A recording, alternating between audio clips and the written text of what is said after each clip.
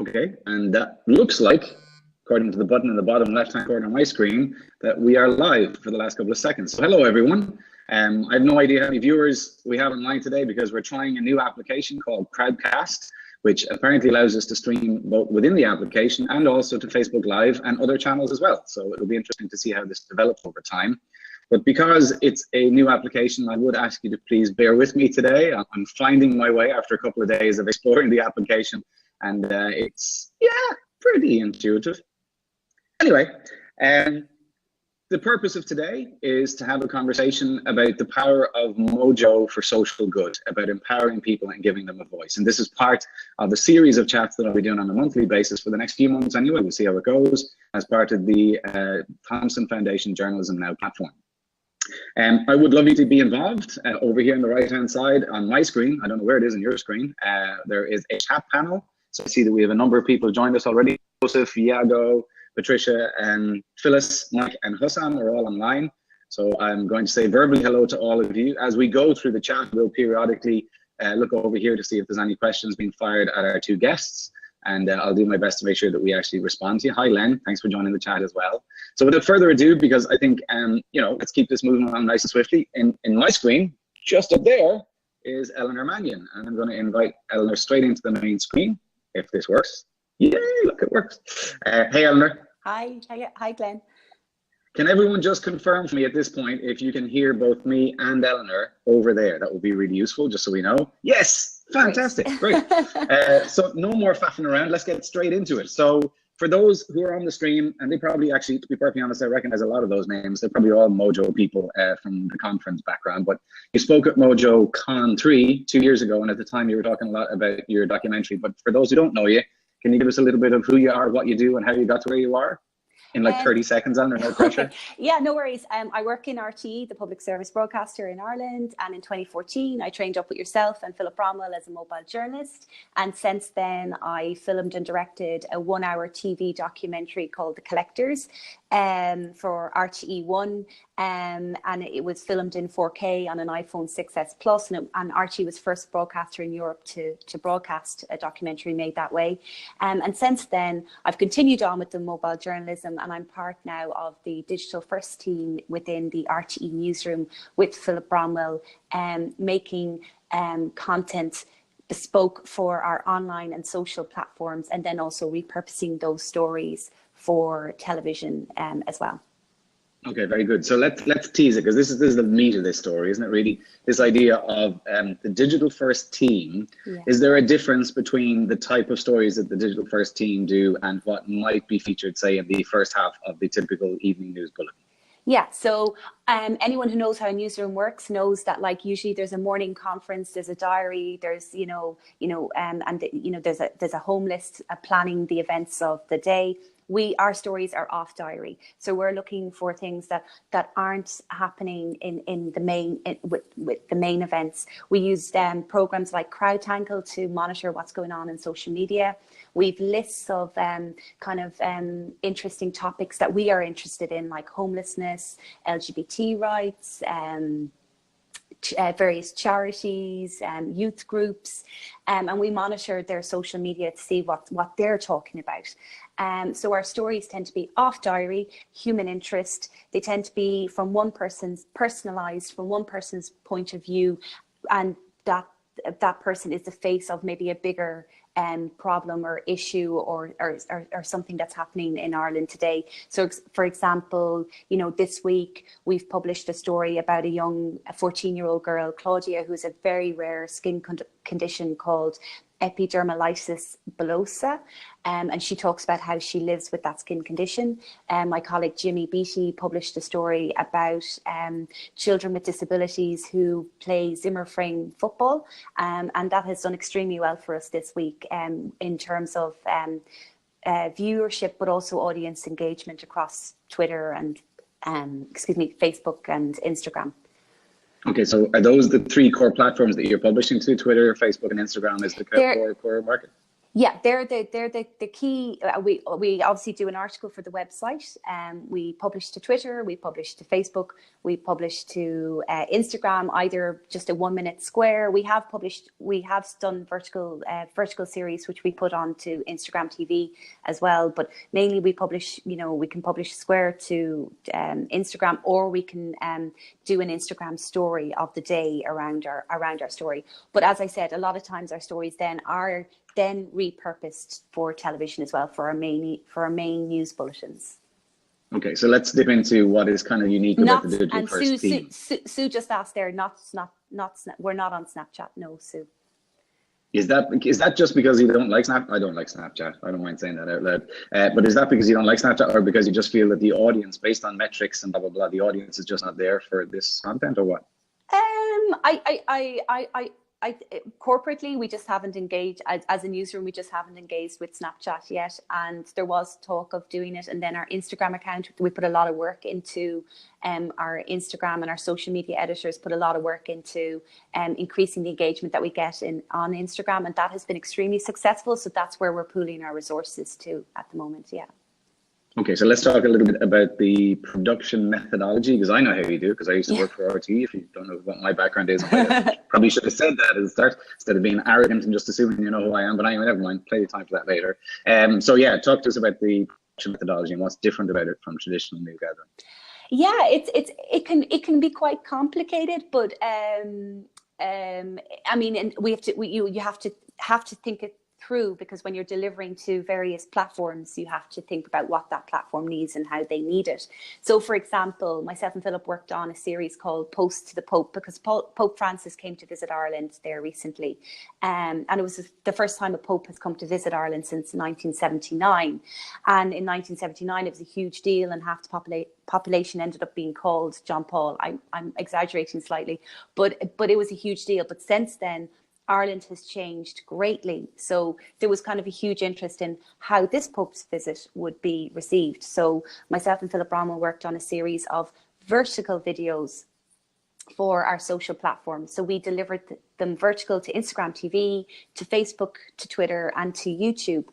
But we also needed to deliver that content to our RTE player, which is like our playback system here in Ireland. Like the iPlayer is the BBC version. So for that, they needed to be 16:9. And then at the end of our series, we needed to deliver a collage of those posts to our main evening, to the 6-1 news and the 9 o'clock news. So again, a 16:9 version. So for that, we were delivering in vertical, and we were also delivering in 16:9, which is literally the opposite of each other. So we filmed all our content in 4K. So we were keeping the quality, and we filmed it in 16:9. And then we used LumaFusion to deliver that content horizontally in vertical video, and then to repurpose it again then to 16:9. We subtitle all our content when it's going on social to increase the engagement, because as people are scrolling through their news feeds, they're not usually listening or clicking into videos. So you're more likely to engage a person if you've got subtitles on your video. But we also try to play around with our subtitles and our visuals to make them really striking and engaging as well. So those first 3 seconds or 5 seconds of your video are really crucial.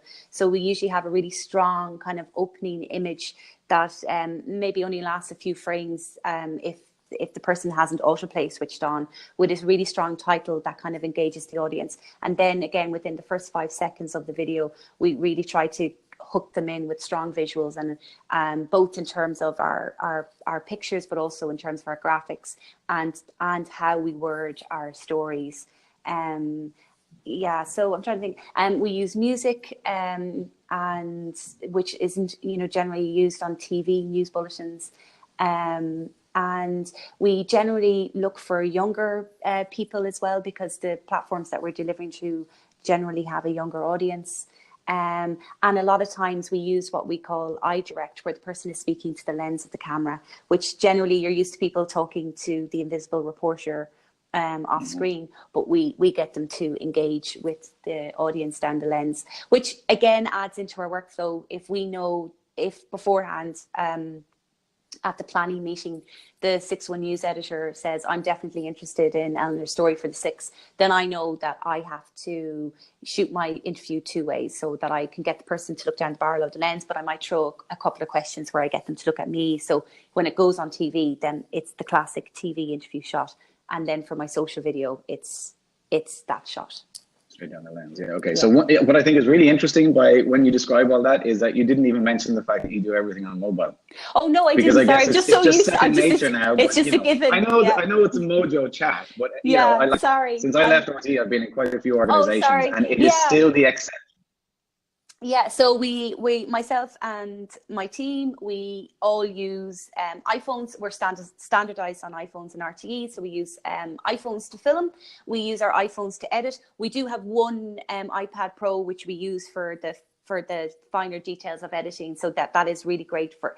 And we use Filmic Pro to film and LumaFusion to edit. And what's great about LumaFusion is you can start an edit on your phone and you can airdrop that project to the iPad, and it keeps all your edit details there, your timeline and everything. So then we have an iPad Pro with a larger screen that we use, a larger screen and an actual keyboard attached to it that we use for subtitling and the finer audio editing and graphic editing as well. So yeah, sorry. Very good. No, that's okay. And we use it. We're always experimenting. Filmic Pro and LumaFusion are our 2 main apps, but we're always experimenting with like different apps to get different effects, like Prisma or Ollie or even Legend or I use Pick Play Post there again recently. So you know, there's always kind of looking for different apps to kind of achieve different effects as well.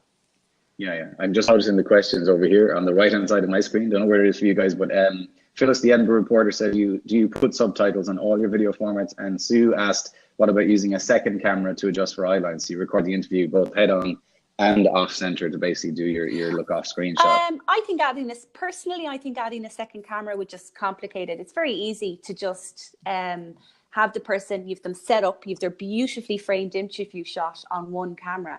So all it takes is the interviewer, which is me, to just kind of go, okay, now look at me for this question, you know, as opposed to moving the subject, you know. So I just think one camera is perfect for that.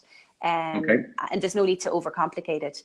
And then do we use, so when we're delivering our content to social and online, all our content is subtitles. But obviously then if it's delivered to TV, it's not subtitles. Yes. Yeah. Well, it is live further down the chain, but not on screen, right? Not burnt in subtitles, as they say. No, I mean, there's a subtitling facility in RTE, on all RTE output, yeah. Output, yeah, exactly, yeah. So I'm really, really intrigued by this because so clearly, again, based on the experiences that I've had, not a lot of organizations have pushed MOJO boundaries this far. A lot of the organizations I've been in since I've left RTE do training tend to just shoot and then let the editing happen on laptops or in the main newsroom system, and the graphics is all done traditionally as it would be for any other content shot in an ENG camera or whatever else it might be. So I'm intrigued. You know, obviously the production methodology is a lot more cost efficient, let's say, than a €50,000 ENG kit, and you're doing everything yourself. So again, it's the single person MOJO thing, which is, I guess, the essence of what today's chat is about, this idea of empowering people as creators and giving people a voice. So I get the editorial. I do think it also empowers the interviewee, and I know we've talked about this before, but when it's just you coming to someone who's not used to being filmed, that's talking about something very personal to them, I do think it helps that it's just you that's there and not you and a whole crew of people. And that's been said to me several times over the course of the last year, especially, that they're relieved when it's just me. And like I obviously tell them beforehand, and that kind of does persuade them to take part in an interview if they know it's just one person. You know, it's less intimidating. Yeah, it can be less intimidating. Yeah, I guess it depends on the person behind the camera, right? But yeah, okay. So question for you, what about audience response? Like, have you had an opportunity to measure the engagement with the audience? Like, do you have any metric shares? Is there any information like that available? Yeah, so we're always monitoring, like obviously we monitor our audience engagement using like Facebook Insights, but we also use CrowdTangle as well, which helps us monitor the engagement. So our videos always perform within the top 10, even the top 5 every week of the output of RTE News. So our videos always, it's not, and not just in terms of views, but in terms of engagement, like the engagement, and by that I mean the likes, the actual commenting, the tagging people's names in this, you know, you'll enjoy this, Mary, you know, watch this. The shares, our content, always it scores really highly for engagement and for views, so we're always monitoring that. We perform, a lot of our stories perform very well with women as well on Facebook. In particular, we score well with the 25 to 34 and the 45 to 54 category with women, which is really good for us, because our profile for television news would be more male dominated. So it's nice to know that our profile for Facebook is more female dominated. Yeah, and some of the most watched videos that have been output by RTÉ News are from the MOJO team. Our highest still, I think, is Hiromi. Hiromi did a story about knitted octopuses for premature babies. And that has gone, like, I mean, the last time I checked, it was 6.5 million. I'm not sure what it is now. That's fantastic. Yeah, so we regularly, we've gone over the million mark a good few times now, which is, for when you consider that our Facebook page has 500,000 likes, that's, you know, really impressive. Yeah, so and we monitor where they go as well, you know, which is really good. So I had a story about a child with cerebral palsy who once a week does he does therapy pony riding, which helps you know, helps keep his muscles kind of loosened, but also helps with his digestion, because he's mainly in a wheelchair, and this helps with his digestion and his movement and everything. And when I monitored the engagement on that story, it actually took off in America. It was really interesting to see that it was shared on a few therapy Facebook pages in America. So it was big in America, but it is interesting to watch where they go. Other kind of, and like, they're always, it's the stories that do well are always, and they're the stories that we make. And I know Philip talked about this at the MOJO Fest in Galway this year. We have 3 kind of tenets. They're kind of like a manifesto that we try to subscribe to, which is, with our videos, we want to make you think, we want to make you feel, and give you a voice. And when we hit all 3 of those, they're the ones that just, they go viral, they go around the world. And it's really amazing to watch and monitor who's sharing them and how they're sharing them. And in particular, when you see people starting to tag their friends because they think of someone else, that's when you know saw this and thought of you, basically. That's the point where you're like, oh, this is going to do very well. Because when people start tagging their friends, you've got an amazing engagement there. You know? Okay, very good. I know you're under pressure for time, so I'm not going to steal you away, because you've been kind enough to offer up half your day already between tests and everything earlier on. There's 3 questions I just want to touch on this really, really quickly. So Len has just asked what's your kit. If it's okay, we might just say that to the end.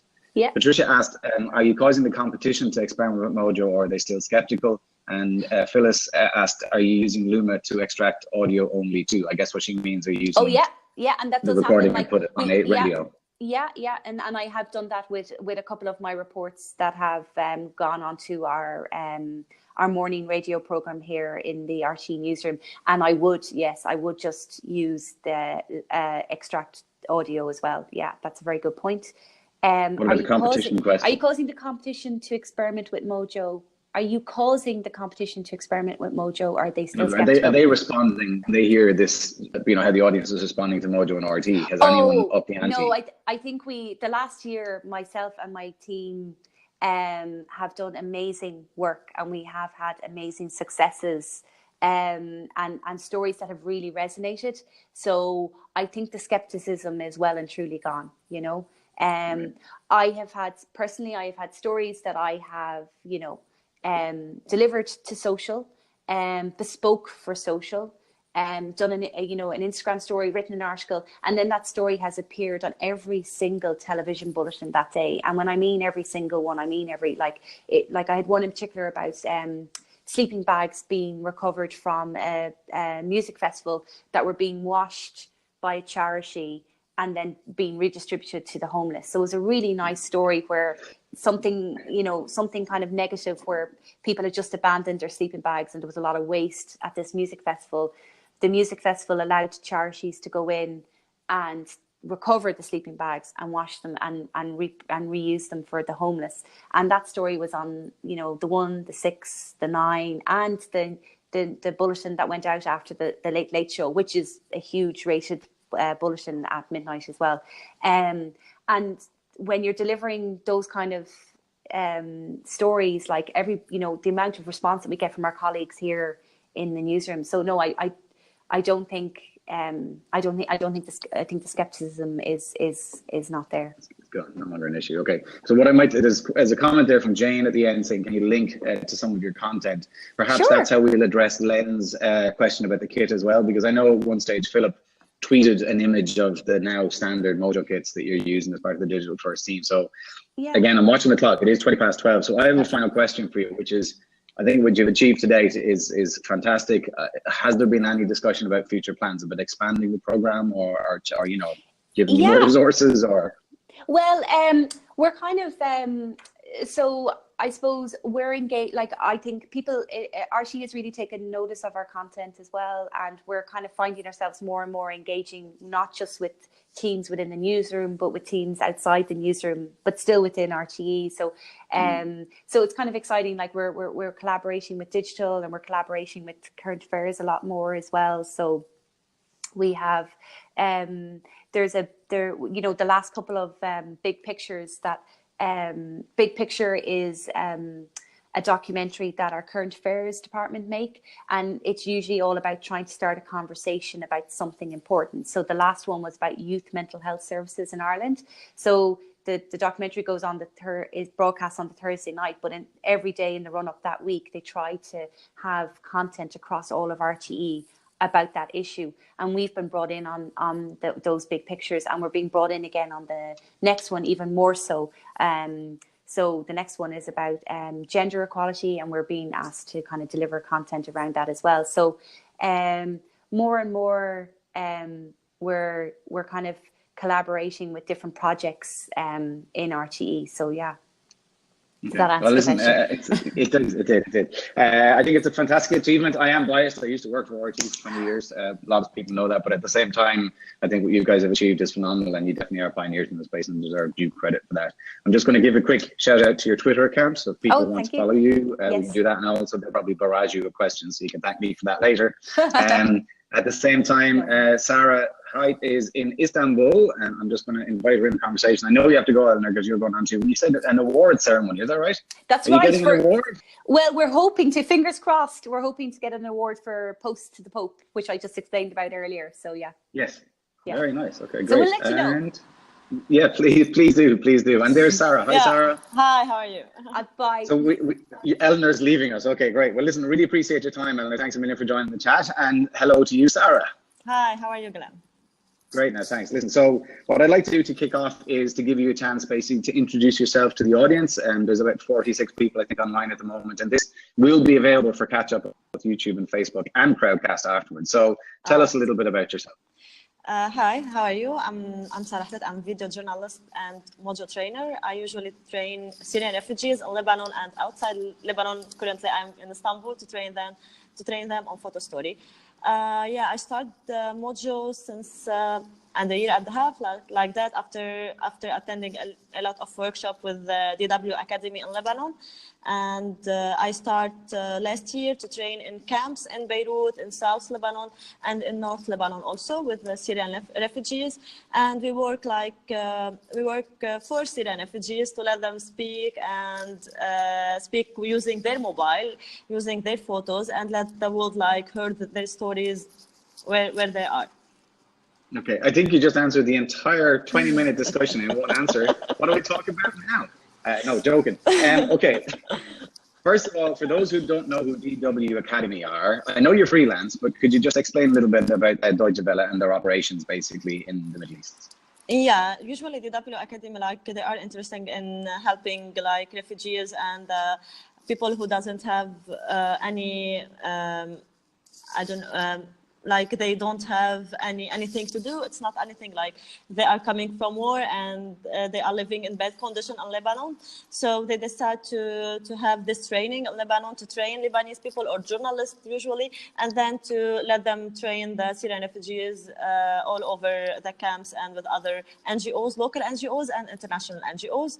DW work in Lebanon it's not just for MOJO. They usually do training for governance, for media literacy, and a lot of training. But they focused on MOJO because they published a Facebook page called Camji. If you heard about it, Camji is focused in stories for refugees in camp. And this page also like accept new journalists, new refugee journalists. They are already trained by us from less training. Okay, very good. So when you go into one of the refugee camps, is it just you doing the training on your own, or obviously there's other trainers, but not at the same time? You lead the course yourself? Yeah, DW Academy and Basma and Zaytuna, usually they organize the training, and we are around 4 or 5 trainer on MOJO in Lebanon, and we do like, you know, around like I train for 1 week or 2 months and a half, and they train the other months, depends on our schedule and our also their schedule. Yeah, now we are in Lebanon in the last phase on video journalism. We start 6 months ago. We start with photo story and photography using just their mobile, and we have iPod. We give them iPod if they don't have like a good mobile with nice photos with good conditions. And now we train them. We are in training, like we train them on video journalism, how to shoot, how to edit, and how to tell stories using their mobile.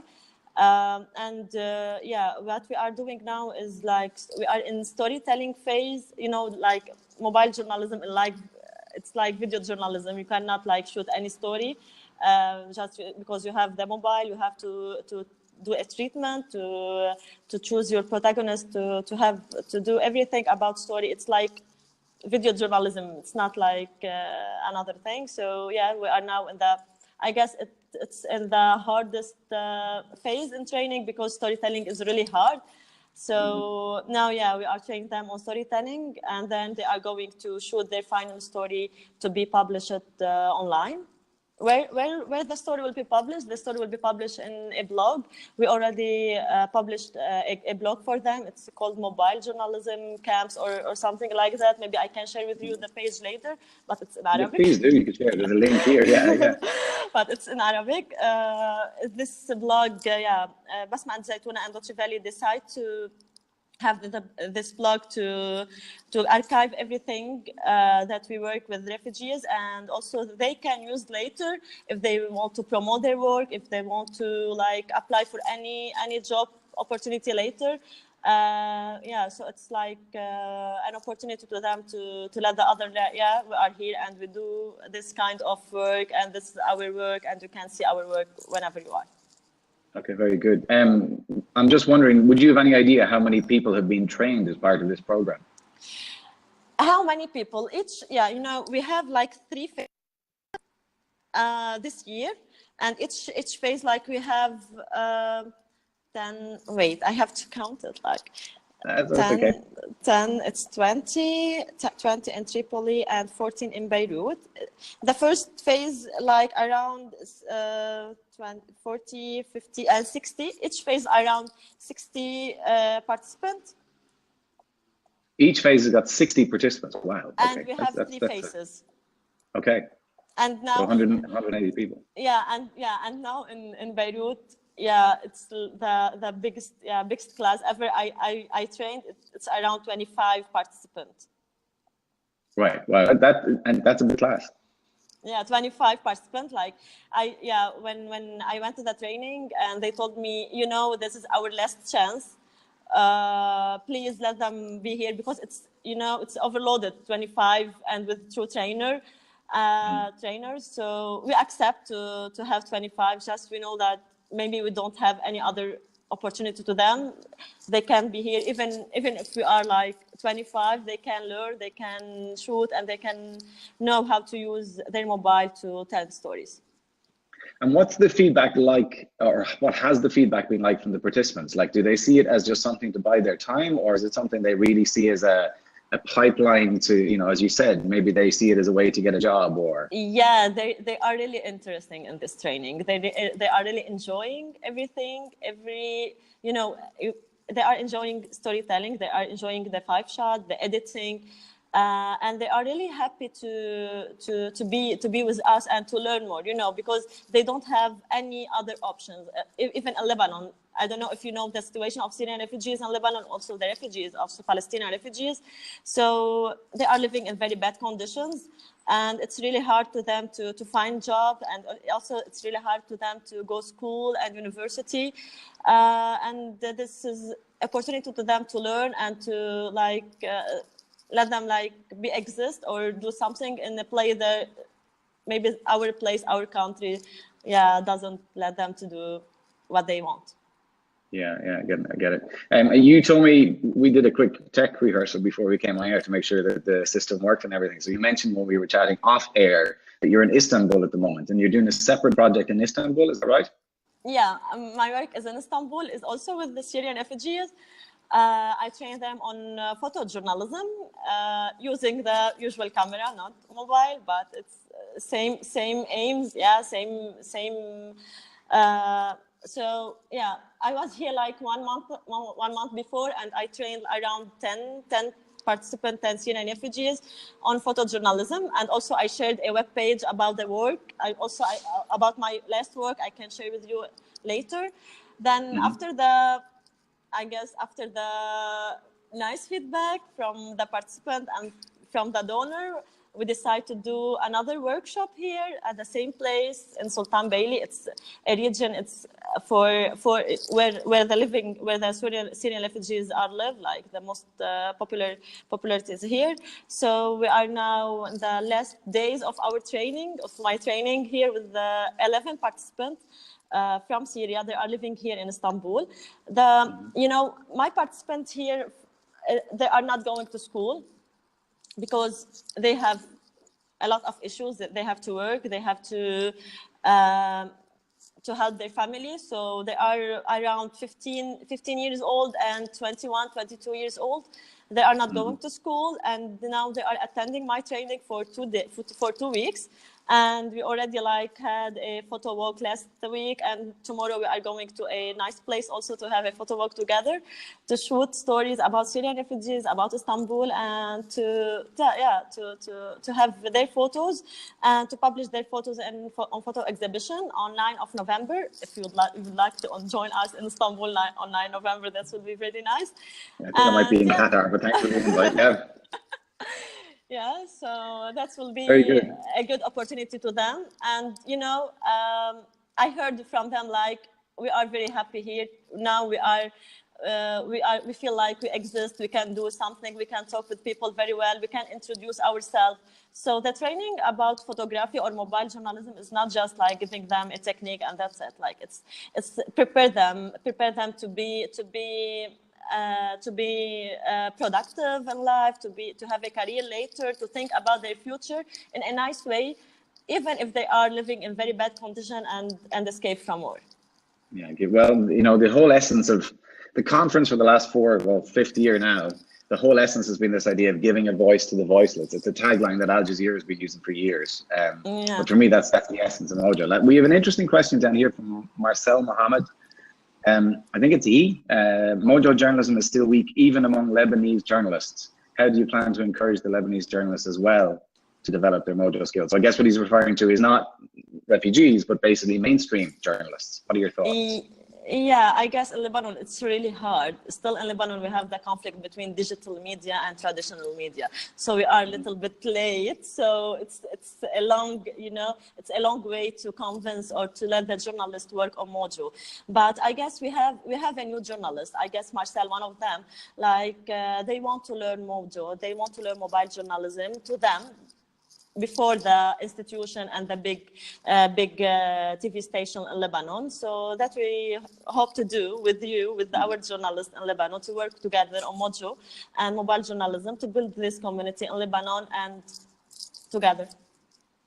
It's a good answer. I mean, I don't think that's unique to Lebanon. I would have to say, from my tuppence, Marcel, I travel quite a bit with the job that I do, training people like Sara.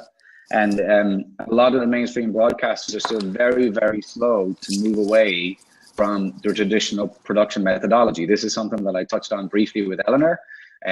So she did mention, actually, of her own volition, that they use MOJO to completely create the content. It's shot, edited, graphic, titled, and shared, all from MOJO. That's rare. It's unfortunate it's rare, because the potential is there. And I think RT is, to give them credit, really, really proven that concept.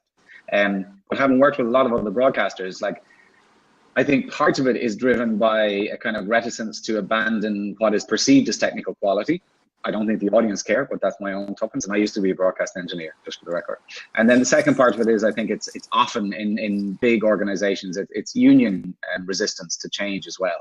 And part of it, I think, is also driven by this idea. And I had this myself when I used to do training in RTE. People would say, you can't seriously expect me to walk in and interview someone with that little phone when I'm used to going in with the big €80,000 camera and the lights and the boom pause and everything. But I think news is shifting. I think the business model for news is shifting dramatically. And I think the fundamental thrust, and the reason that this was the topic for the first chat, was news, by the nature of the way it's made right now, is a bottleneck. You know, the resources are extremely expensive to make it. The resources are extremely expensive to share it through traditional channels. And yet mobile, as an end-to-end production system, getting stuff created and sharing with the audience, completely and utterly bypasses that. And I'm expecting, certainly in the next 2 to 3 years, as we get towards 5G, that will only continue to grow, whether that's in the Middle East or anywhere else in the world, for that matter. Sara, I'll circle back onto it. What's next for you? What's if you can tell us? If you can't tell us, that's okay. I don't put you on the spot, but what are your next projects? Next project? Can we say later? Can we talk about later? Okay. We'll talk about it after. All right. I don't want to put you on the spot. That's not fair. Yeah. Okay, we hope that we're still working with the Syrian refugees, with refugees all over the world. You know, I heard a question, like, I don't know if it's good or not, like, I can share it with you. Like, someone told me, why do you train Syrian refugees on mobile journalism? Why do you not train journalists and they can produce stories about Syrian refugees? And this was really like, yeah, you are right, but you already, you know, you are journalists, so you can find your way. You can find how to work. You can pay for training to have the skills to be MOJO or mobile journalist, but they cannot afford anything. Even they think about the transportation and about the meal. They cannot afford even $10 for a one-day training. So that's what my answer. Yeah. Do you think at some point, given the volume of people that you've trained, I mean, you know, 180 trainees is a big number of people over 6 months, I think you said. Could you see them forming a kind of a pop-up newsroom, a digital newsroom in their own right, where they could tell stories that are not being told by, I keep using the word mainstream media, but you know what I mean by that, as in the perspective will be very different when you're in it. Yeah. You know, we have a big number now. Big number for Syrian refugees trained on mobile journalism, but I guess it's a long way. We train them with basics and to produce stories, but not all of them like start producing. So I can follow up with someone, and we all already in contact, and they send me their photo, their video, and I give them feedback. But you know, we just like start with them. We need a long way to let them like to produce a nice video to be published in news and TV station, and this need more work with them. Maybe our next plan can to have advanced training to the same trainees before, and this will be very good. Like, we train them in next level, we grow up next level. Them. Yeah. I think one of the fundamental problems that I've experienced myself is that, and this is more so an observation of businesses, if you will, is that there's this perception that you can just do a day or two and that's enough, that's all the people need. Whereas actually, the thing about mobile, from my experience, has been that it's continually evolving. There's always new stuff coming on stream. whether that's hardware or apps or workflows or practices and accessories. So it's a kind of a continuous learning process, and they need that form of mentoring to kind of keep the momentum going. Yes. They have also to keep going and be updated all the time, what is new, and follow up the digital media, because it's really go up very fast. Yeah. Okay, very good. Listen, Sara, I won't keep you anymore because I know you also were under time pressure, and you've been very generous with your time, and I very much appreciate it. So thanks a million for joining us. I'll just put your Twitter account up on this as well. It's SARA HTEIT, isn't that right? Wait. Your Twitter account. SARA HTEIT, exactly. Yeah, I think that's right. How do you, I meant to ask you this at MOJO Fest. How do you pronounce your second name? My name. Second name.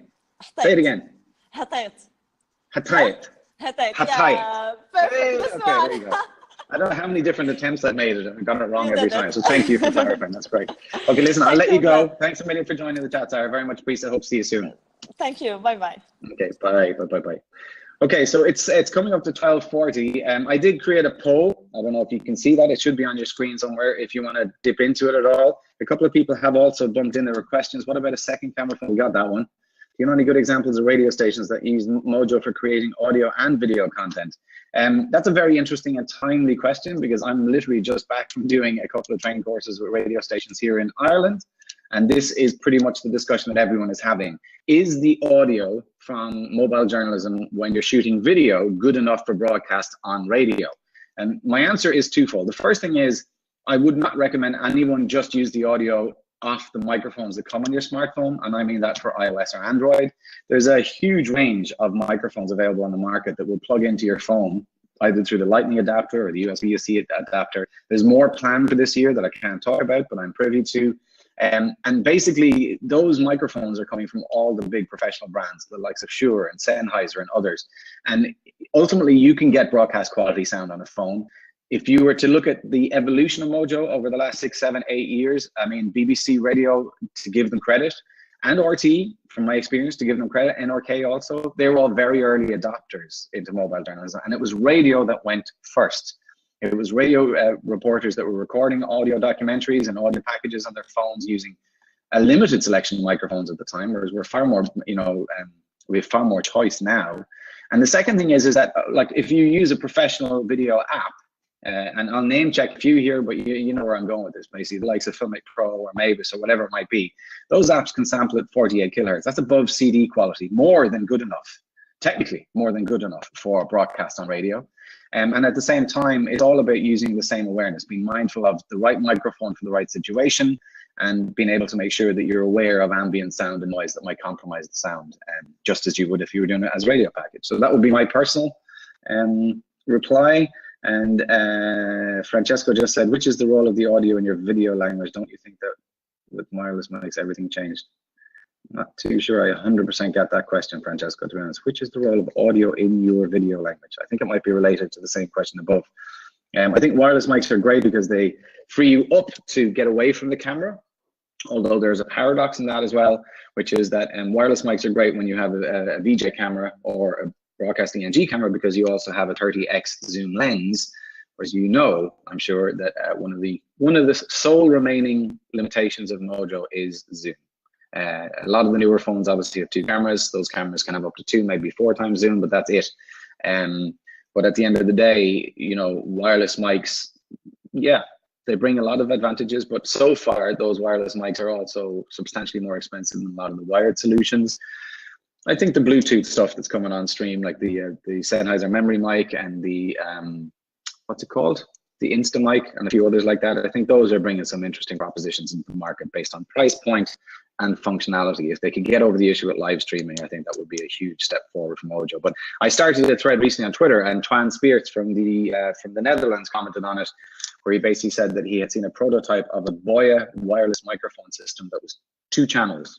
So a rival, if you like, for the Samsung Go Mic mobile solution, which is also currently probably one of the most cost-efficient stereo channels or stereo solutions for MOJO. But there's lots out there, something we could do an entire other chat on at another stage. I'm conscious of time. I'm just going to dip into these last couple of comments and questions. Len just said, totally agree, workflow involves extracting audio. Yeah, I think that's a no-brainer. Shoot once, share it to everything. You can pull your photographs, you can get your sound off it, you have your video. makes an awful lot of sense. I'm going to a newsroom where Mojo most equals crime scene shots or montages of photos with captions. I may have to use my own kit initially to show what can be achieved with addition of decent mics and software. I'm happy to do so, but my current lapel mics are pretty old. What would you recommend for a plug-in phone? How much do you have to spend, Jane? Because basically there's everything on the market from some of the Boya labs that are like 20 euros on eBay up to the Shure Rode microphone labs that are all wired via the TRRS adapter, which are around the 50, 60 euro mark. And then if you want to go up a step above that, you have the option of wireless solutions, like I just said a second ago, the Samsung Go Mic Mobile. And if you want to go for pro grade audio, then you have the likes of the Sennheiser Clip Mic Digital, or if you really want to go full high end, the MKE2 Digital. But that's a huge range in price. That's 20 euros for the Boya, all the way down to the other end of the scale, which is like 500 euros for the Sennheiser Clip Mic Digital, which basically is exactly the same capsule that's used in broadcast studio news all over the world. So you're paying to basically hit that. Mid-range, I just got your reply. I guess you would expect to pay in the region of 70-ish euros for a wired microphone solution. The one that's in my kit, just for the record, I basically have a Shure MV88, which is the one that I use for the radio training, because it's diverse. It can turn your phone into a Zoom recorder and also flip over to give you an ambient mic with a good wind cover. And for interviews, I use a Sennheiser Clip Mic Digital. But I actually also just recently got a Samsung Go Mic Mobile kit with both the handheld and the lapel receiver. So you'll see a bit of both coming from me sometime soon. Looking for something that could be rolled out. Again, the key thing that I would say when you go into an organization to do training like that, and you're asked the question of what kit should we buy, is to caution them to not go for the cheapest gear in the market, because the risk of all cheaper gear is you get something on eBay for 15 quid maybe, but it's going to break pretty soon, because they're not built for long-term use. They're built really for the kind of consumer market where you're going to maybe do 1 video a year, 2 videos a year. And you need to get something that's going to have, really good build quality. So I would recommend for an audio solution that the minimum you should be looking to spend would probably be around the sort of 50 euro mark for a single microphone solution. Phyllis from the Edinburgh Reporter, I assume she means Rode Reporter with XLR, which works beautifully.